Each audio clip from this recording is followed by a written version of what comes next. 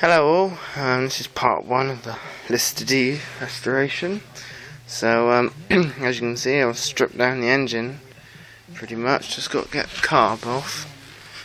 The bolts have all come off, but I'm struggling with the actual, there's a little split washer in there and he's pretty bad. I'm trying to get him off, but which isn't too handy really, so I can get all these linkages off here. Clean them up, ready for painting.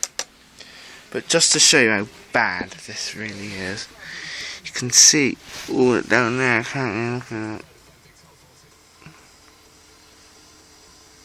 How bad it is. Top of Magneto. Seems better days, to be honest. And that hair covered in oil. And horrible. Especially down there, see right way down there, all grime and everything. It gets worse as I get round the other side. So let's go and have a look round the other side.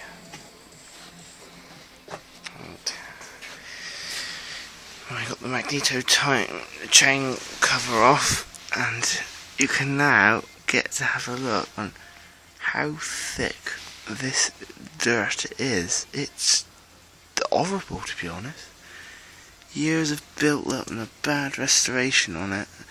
It's done all this, especially here. You put your hand in there and you can literally just pull out chunks of paint and grease and horribleness like that. It's disgusting, horrible. Not for long, hopefully.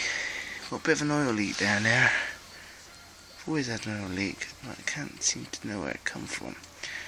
It's coming from bottom there, so it looks like, if I can, I'm going to take this off and get a new gasket for it. Or make a new gasket, be cheaper. This trolley he's rubbing down. Trolley ain't too bad actually. He stood the test of time well actually. It's nice rubber casters. Well, they're rubber rimmed, but cast iron in the inserts.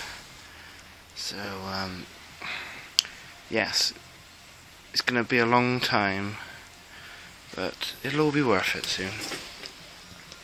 It'll all be worth it. I thought I'd start making my box of parts under here.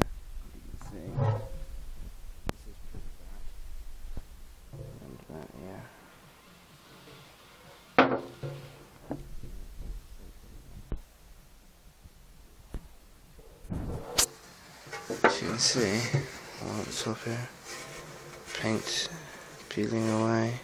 There you go. Literally coming off. And as you can actually see it now, can you? See the darker green, lighter, and it goes darker. Then it's all fleckily. Can't see why it's like that. There's the bit, the most important part I've got to look at is this old. It's the original fuel tap here. It's a push. So that's off at the moment, and then pull it out, and it's on. But it's leaking really bad, so I have to try and get it off. But a bit more. This is probably, you can see where it's all peeled itself off. But it'll look right when it's painted in mid-Brunswick green. As I looked up on the internet, the proper code of the listers, and saw some of the actual workbook type things and all the specifications of the lister did. And colour is mid-Brunswick green, or olive green is another one they apparently is, but I've never been too keen on the olive green, so mid-Brunswick green seems to be alright. That's a fuel tank. Some parts there, they've got a few bits and pieces in there. The engine plates, like the hopper, drain, water jacket every night, fuel cap, well, the old recoiler there, and assortment of other bits. There's the old Magneto timing chain.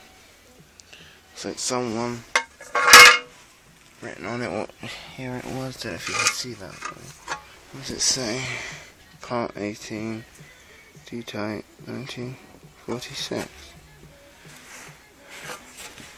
It's got the original red lead priming paint on that. So it tests time well. Then you've got a few other bits and pieces in there, like the old belt that drives the alternator, but tank straps and starting handle. So there's a few bits and pieces. Light board, luckily, doesn't need any work doing it except for 2 new bulbs. Two of them are knackered, gone, bang.